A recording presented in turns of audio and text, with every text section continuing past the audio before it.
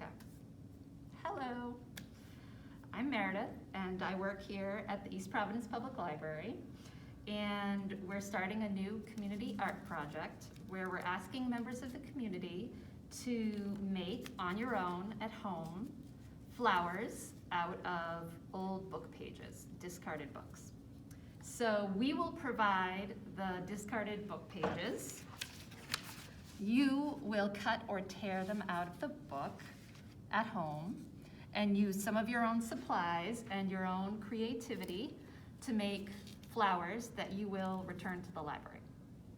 So you'll definitely need scissors, a glue gun, glue sticks are preferable. You could probably use regular glue or tape, but it won't be as easy and you'll have to be a little more creative there. So you'll start with the book pages torn out. You can use as many or as few as you like. I like to do 3, but you could do 1, 5, whatever. You could even mix in some colored paper or tissue paper like this one. Or you can use marker or paints to add color to the book pages. So you'll start by cutting a circle. The bigger your circle is, the bigger the flower is.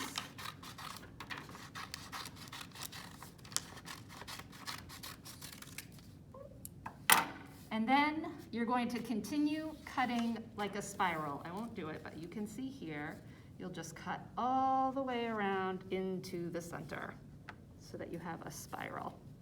And you can do just a straight or a round edge, or you could cut it in this scalloped way, whatever you like.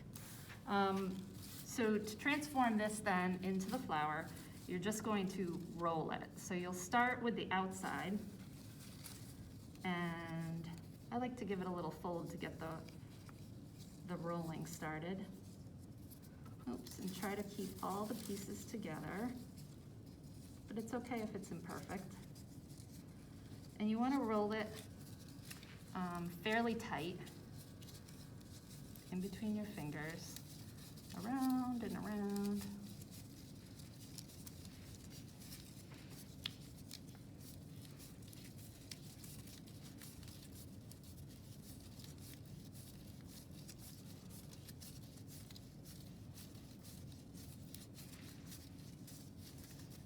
Until you get to the center,